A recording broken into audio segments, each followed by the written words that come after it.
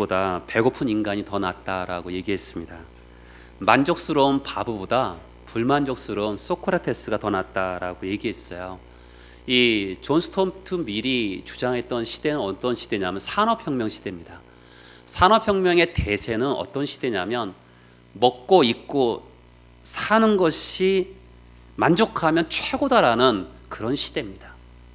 그런 시대의 정치는 어디에 집중하겠습니까? 먹고 입고 사는 것에 잘해주면 바른 정치를 하는 것이다. 그런 시대였습니다. 이에 반해서 존 스튜어트 밀은 인간 단지 먹기 위해서 존재하는 인간이 아니라 좀 더 고상한 삶을 영위할 이유가 있다. 이렇게 이야기했습니다. 또한 심리학자 메슬로라는 사람이 욕구 단계라는 것을 주장했는데요.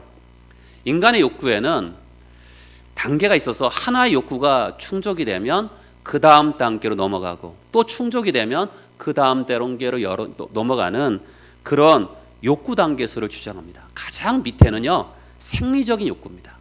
생리적인 욕구가 완성이 되면 또한 안전의 욕구가 생기고요. 안전의 욕구가 생기면 애정과 소속의 욕구가 생기고 이렇게 마지막 가면 이렇게 자아 실현의 욕구로 발전한다고 합니다.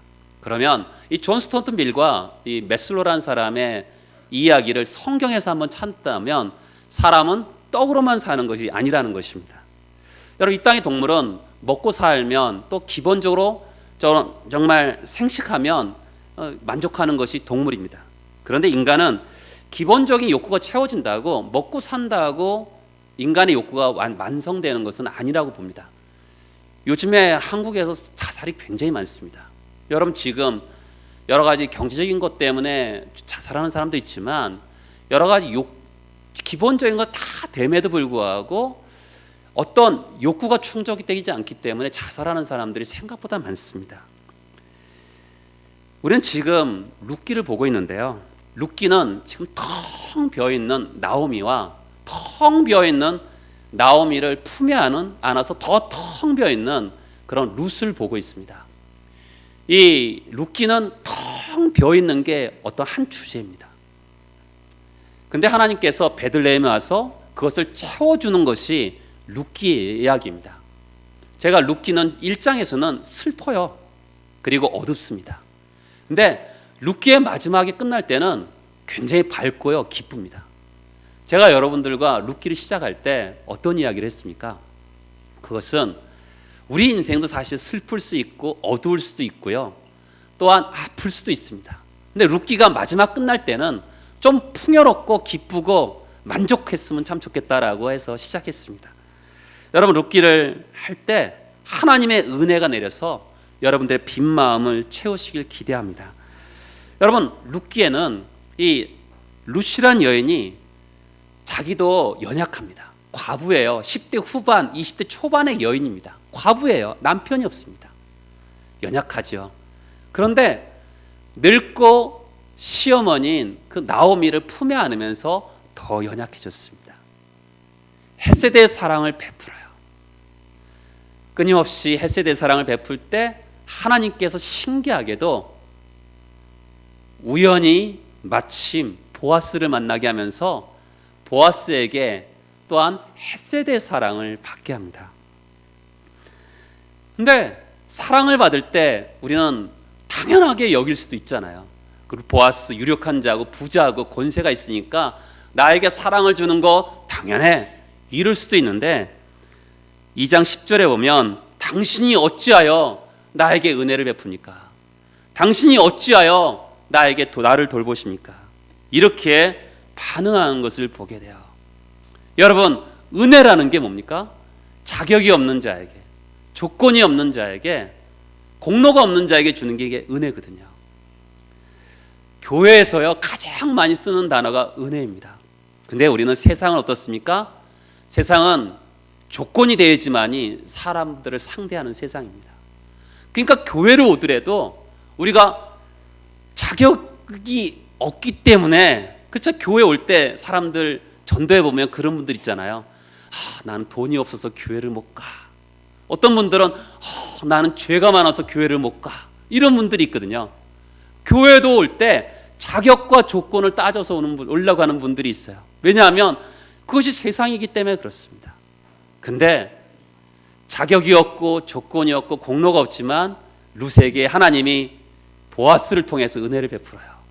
근데 그것을 그냥 받아들이기보다는 감사하면서 겸손하게 받아들이는 그런 것을 볼 수가 있습니다.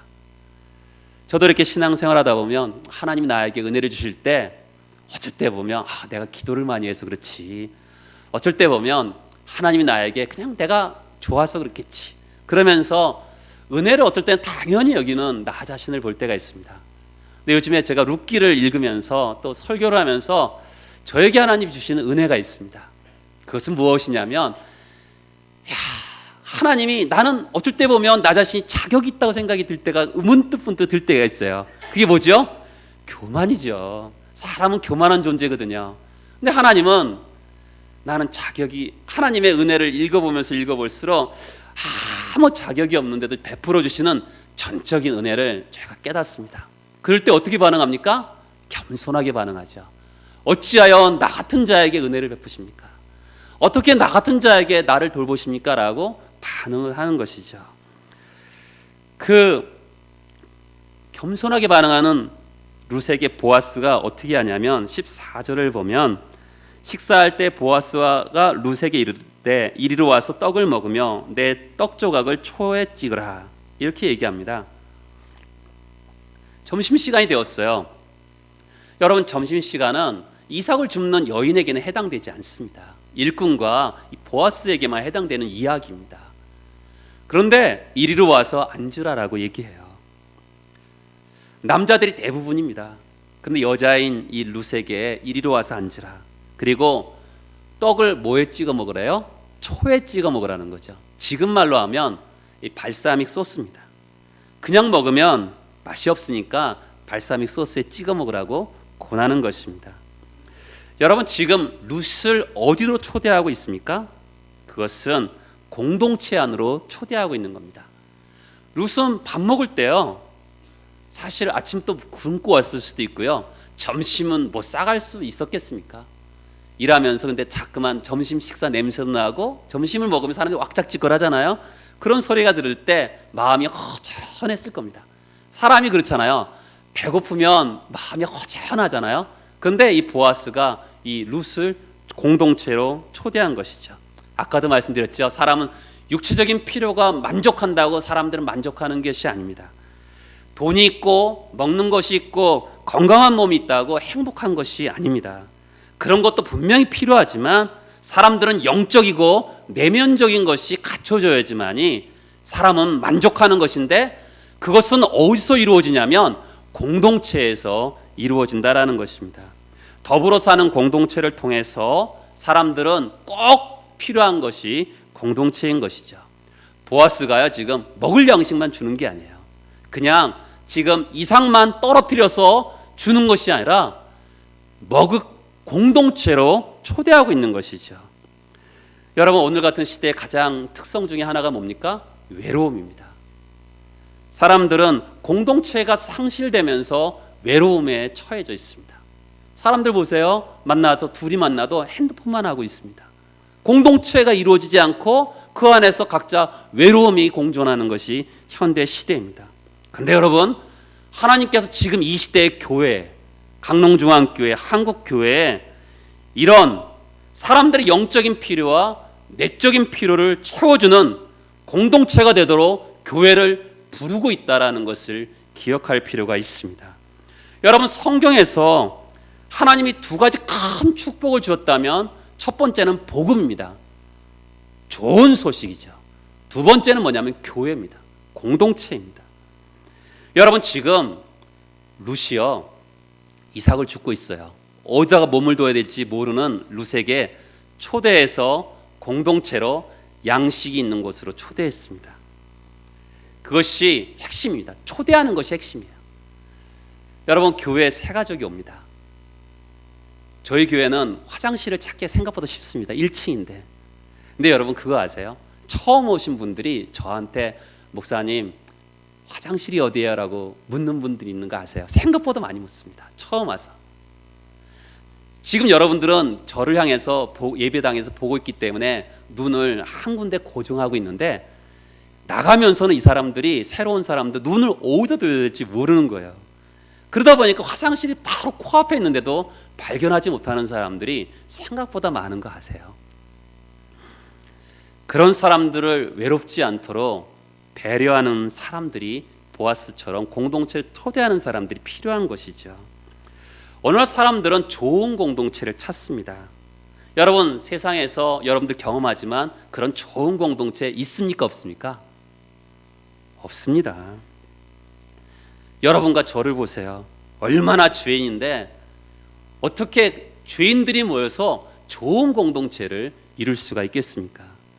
사람들은 만들어져 있는 좋은 공동체를 사실 찾습니다. 그런데 우리는요, 성경에서 말하는 말씀 속에서 그 말씀에 순종하면서 빚어내는 그런 공동체를 만들어가는 것이 주님이 우리를 향한 기대인 것이죠. 사람들이, 여러분, 우리 한국교회 가장 아픔 중에 하나가 뭐냐면, 좋은 교회, 좋은 공동체를 찾아서 사람들이 유리방황하는 것이 한국교회 현재의 가장 큰 아픔입니다. 교회 좋은 공동체인 줄 알고 왔는데 어울리다 보니까 상처를 받아요.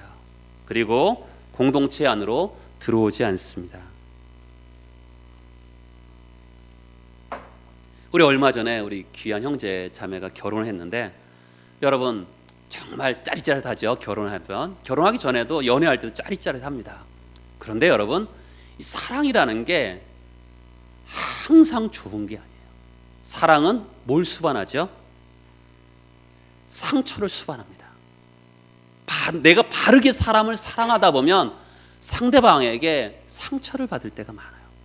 그리고 내가 바르게 사람들을 사랑하다 보면 그 사람의 짐을 지었고 그 사람을 위해서 내가 수고해야지만이 진정한 사랑이 되는 것입니다. 여러분, 그러니까 근데 지금 시대는 좋은 공동체만을 찾는 거예요.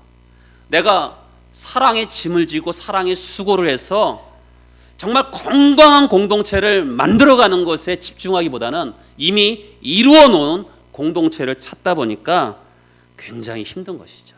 그래서 지금의 하나님 이 시대의 가장 큰 부름이 뭐냐면, 교회를 통해서 성경이 말씀하는 그런 공동체를 만들어내는 것이 이 시대의 가장 큰 부름인 것입니다. 여러분, 이 보아스가요, 룻의 필요를 알고 공동체로 부릅니다. 근데 여러분, 이 보아스가 이 공동체로 부르는 모습을 잘 보면 시대를 초월해요. 여러분, 그 당시는 남자 여자가 같은 상에 앉는 법이 없는 시대예요.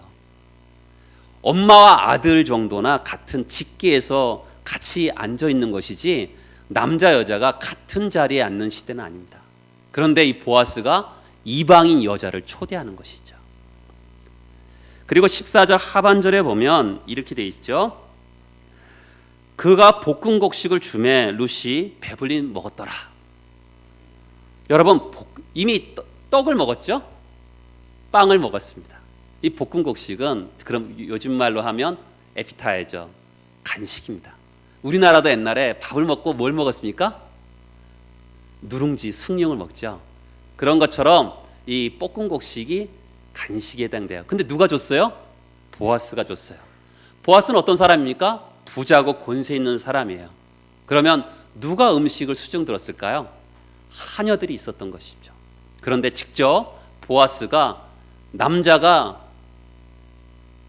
어떻게 보면 요즘 말로 표현하는 거지거든요.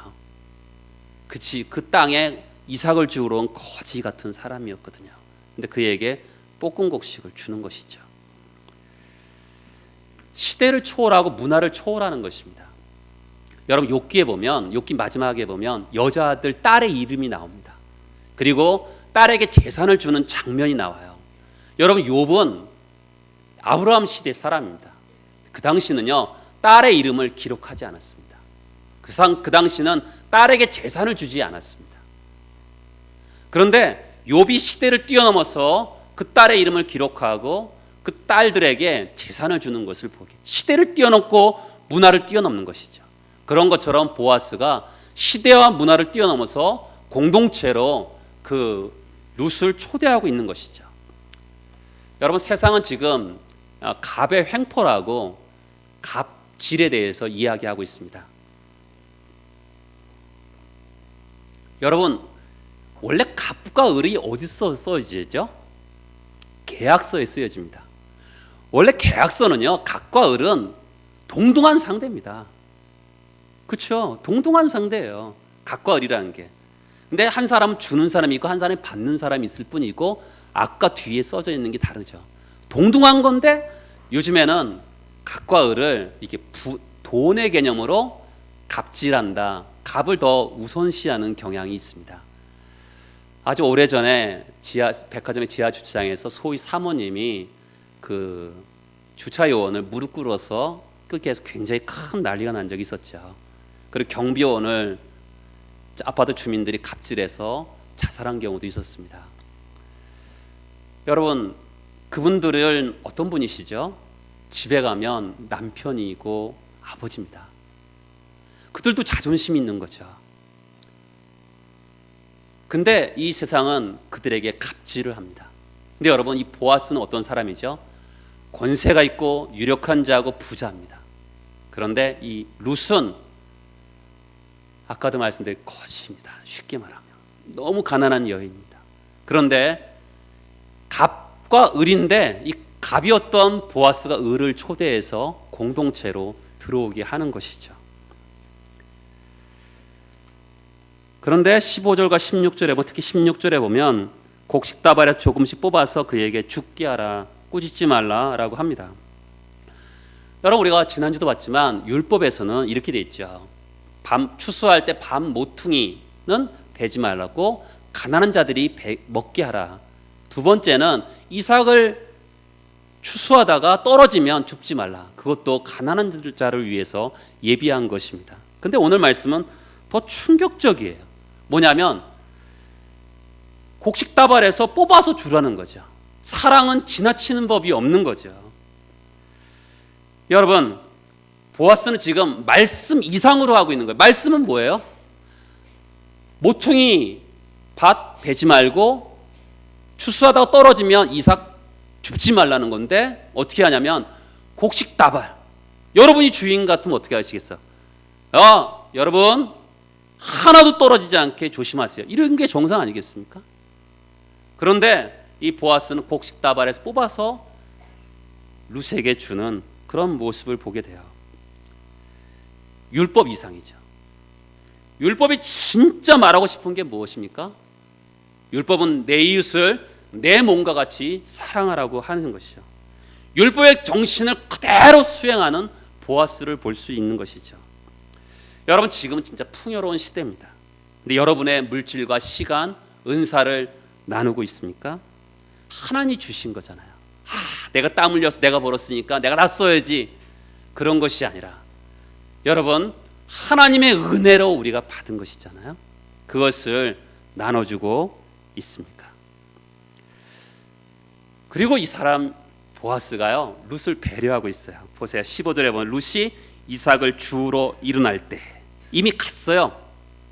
간 다음에 보아스가 종들에게 곡식단을 버려라라고 얘기하는 것이죠.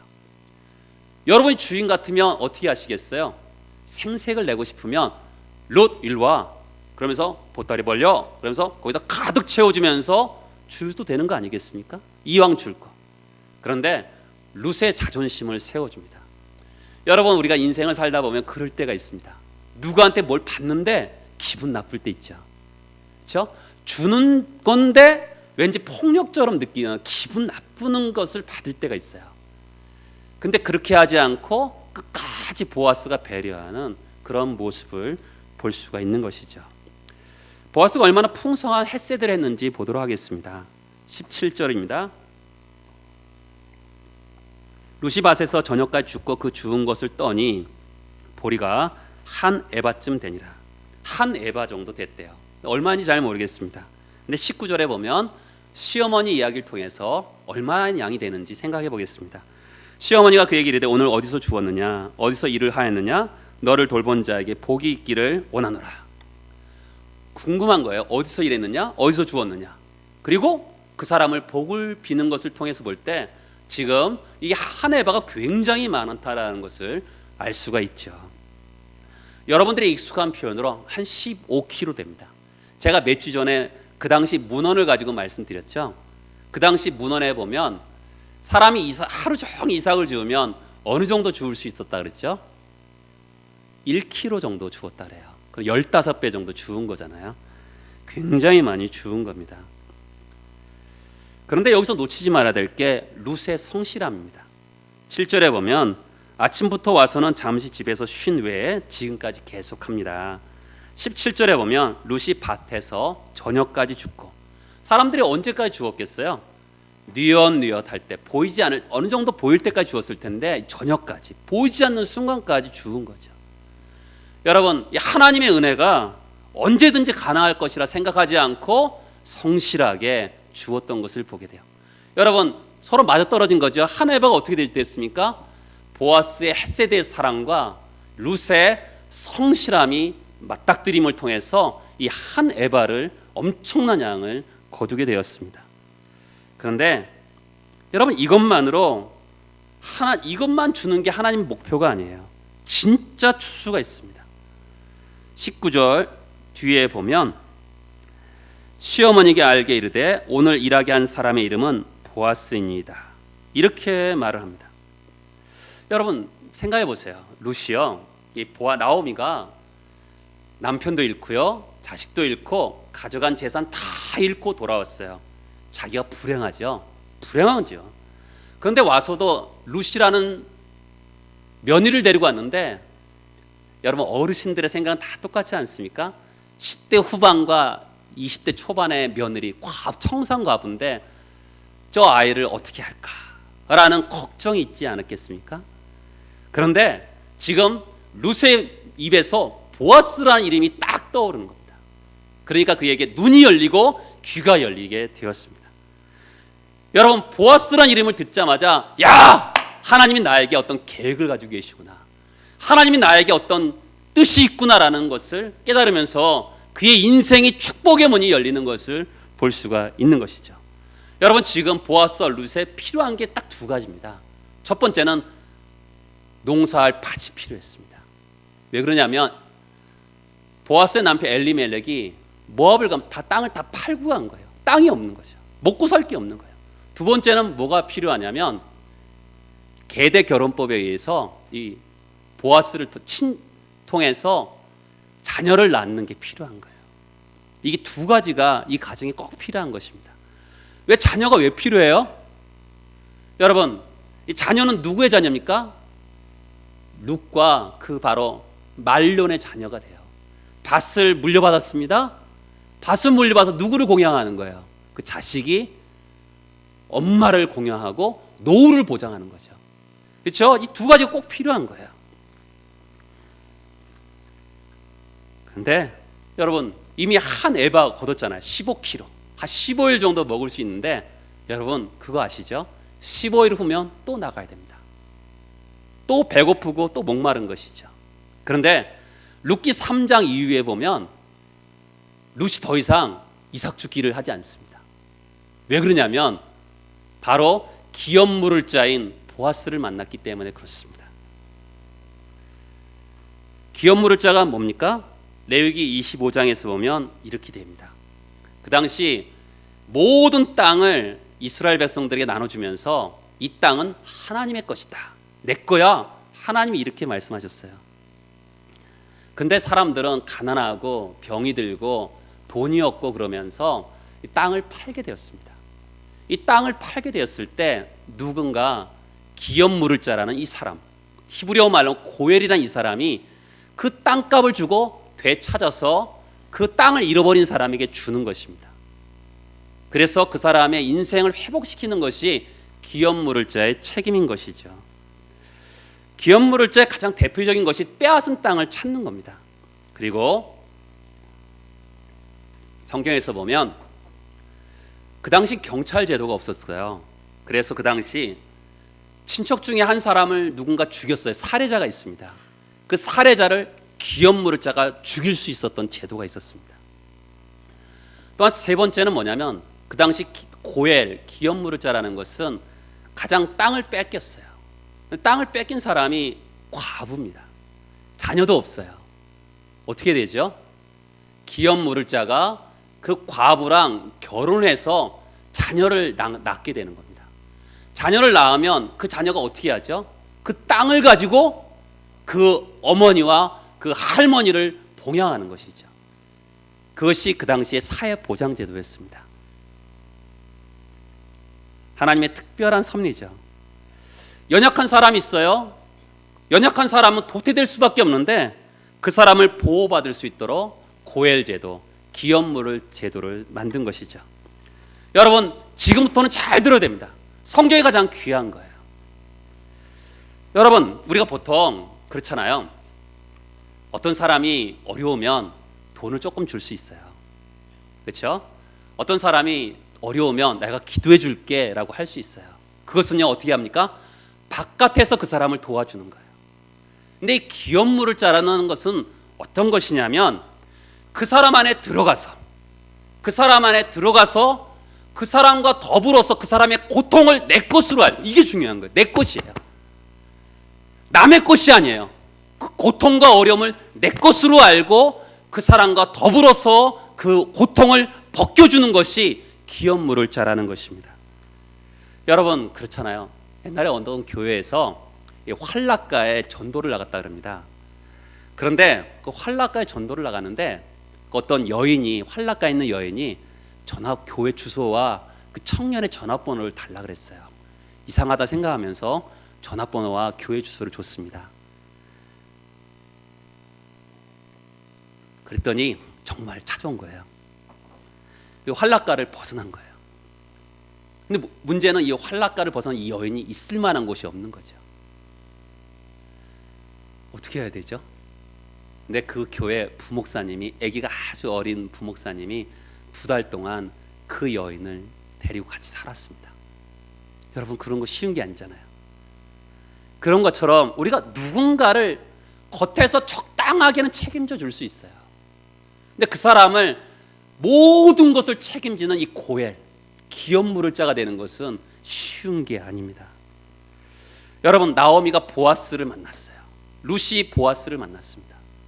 왜 인생 역전이 일어나는데 왜 그러냐면 그 보아스란 사람이 적당하게 조언 정도 해주고 돈 조금 주고 해결하는 것이 아니라 자기 인생으로, 그 인생으로 들어가서 모든 문제를 다 해결해 주는 거예요. 빚을 해결해 줘서 밭을 사주고요, 결혼을 해서 후대를 이어주고요, 그래서 먹고 살 수 있도록 해주는 거예요. 이게 바로 기업무를 자는 것입니다. 이 기업무를 자는 어떻게 돼요? 루시 이삭 죽기 위해서 노력으로 된 거예요? 아니죠. 자기의 노력으로 된 것이 아닙니다. 운명을 바꿔주는 것은 이 바로 기업무를 자가 찾아와서 전적으로 해결해 줘야지만 되는 거예요. 그의 절망적인 운명, 얼마나 슬퍼요. 자식도 없고 남편도 없고 먹을 것도 없고 겨우겨우 이삭을 줍는데 얼마나 불행한 인생입니까? 그런데 보아스라는 기업무를 자 고엘이라는 사람이 찾아가서 그의 문제를 내 문제로 알고 다 해결해 주는 거죠. 그러니까 인생이, 운명이 바뀌는 거죠. 여러분, 룻이 이삭을 조금 줬는다고 그의 인생이 바꿔지겠습니까? 고엘이 필요한 거죠. 나오미는요, 지금 자식도 없고 남편도 없고 먹을 것도 없다, 절망하고 있었습니다. 그런데 갑자기 룻을 통해서 보아스라는 기업물자를 들으니까 갑자기 그게 눈이 열려지는 것입니다. 여러분, 우리에게도 기업물자가 있죠. 누구십니까? 예수 그리스도십니다. 여러분이 절망 가운데 있는 분들 계십니까? 그 기업물자이신 예수를 바라보시기 바랍니다. 여러분, 구약 성경에서는 이 고엘, 기업물자가 사회보장제도 역할을 했다면 성경은, 구약 성경은 그림자라 그래요. 실체는 뭡니까? 예수 그리스도십니다. 여러분, 우리는 죄 가운데 태어나서 죄 중에 살다가 죄 중에 멸망할 인생입니다. 근데 하나님이 어떻게 하십니까? 너의 문제다, 내 문제 아니야, 이렇게 안 하시고 어떻게 하셨어요? 하나님의 문제로 여기시고 내 문제로 여기시고 찾아가셔서 직접 그 문제를 해결하시는 거죠. 예수가 오늘 대림절 첫 번째 주일이거든요. 대림절은 예수가 오시는 것을 기다리는 절기입니다. 예수가 이 땅에 몸으로 이 땅에 오셨어요. 그리고 우리를 대신해서 십자가에서 죽으셨죠. 어떻게 하셨습니까? 이 죄는 성경에서 빚으로 얘기해. 빚졌다라는 거죠. 이 죄의 빚을 청산하십니다. 여러분, 구약의 기업물자는 빚을 청산하니까 뭐가 왔어요? 밭이 오죠. 빚을 청산하니까 밭이 내끼게 됐어요. 그러니까 죄의 빚만 청산된 게 아니라 뭐가 오는 것이죠? 우리가 죄의 짐을 벗으면 어떤 일이 발생하냐면 예수 그리스도의 그 하나님의 형상이 임하면서 아름다움과 존영이 회복되는 것입니다. 여러분, 죄의 빚이 해결되면서 예수의 아름다움과 존영과 영광이 회복되는 것이죠. 사랑하는 여러분, 한 에바, 여러분들이 지금까지 먹고 입고 한 것, 여러 한 에바 많습니다. 그런데 그것은 언젠가는 배고프고 언젠가는 목마르게 되어 있습니다. 예수께서 말씀하시죠. 너희 목마른 자라 다 내게로 오라. 내가 너희로 마시게 하리라. 이 물을 먹는 자는 목마를 것이지만 내가 주는 물을 먹는 자는 영원히 목마르지 아니라 주님 우리에게 말씀하셨습니다. 여러분, 여러분의 삶에 기업 물을 자가 있습니까? 여러분들에게 교회를 다니냐고 묻지 않습니다. 여러분들에게 루시 보아스를 만나면서 그의 인생에 역전이 일어난 것처럼 여러분의 인생 가운데 속에서 기업 물을 자이신 예수를 만나면서 그분이 나를 위해서 십자가에서 죽으시고 그분이 나를 위해서 부활하시고 그분이 언젠가는 재림하실 것을 믿으면서 그분을 직접적으로 만나서 나에게 영원한 생명을 주신 것을 믿고 뿐만 아니라 내 인생 가운데 처절한 절망과 아픔이 있는데 그 가운데 속에서 영원한 풍성한 생명으로 풍성한 삶으로 주시는 그 예수를 만나셨습니까? 교회를 다닌다고 물어보는 게 아닙니다. 교회를 다닌다고 그 기업 물을 자를 만나지 않을 수도 있는 거죠.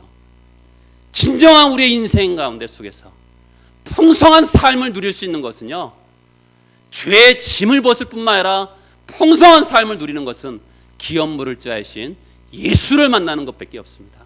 교회 왜 나오겠어요? 여러분, 교회는 예수를 만나러 오는 곳입니다.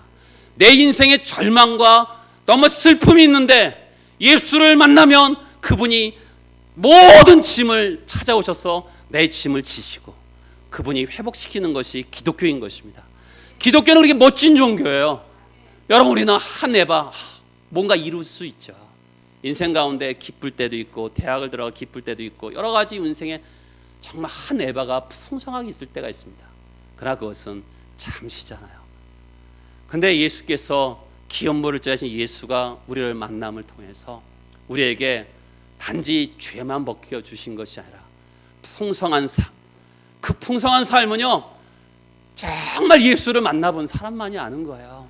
여러분, 그것은 어떻게 표현할 수 없죠. 은혜, 지금은 은혜 받을 만한 때요, 지금은 만날 만한 때다 그러잖아요. 여러분, 예수를 만나야 되는 것입니다. 여러분, 예수가 이 땅에 오신 이유가 뭡니까? 그것은 진짜 추수를 위해서 오신 것이죠. 한 에바에 만족하지 않고 정말 내 인생의 절망과 아픔과 슬픔, 나의 죄짐, 내 인생의 모든 힘든 것들을 예수께서 오셔서 다 짊어지시고 회복시키셔서 우리를 풍성한 삶으로 인도하시는 것입니다. 여러분, 그것을 경험할 때 이 땅이 얼마나 사실은 풍요 속의 빈곤이라고요, 얼마나 사람들을 만나면 그 마음에 허한 게 많은 세상입니까? 우리가 예수 안에서 풍성한 삶을 누리면서 우리가 이 세상에 그 예수의 풍요를 전달하는 그런 삶이 되기를 축복합니다. 다 같이 기도하시겠습니다.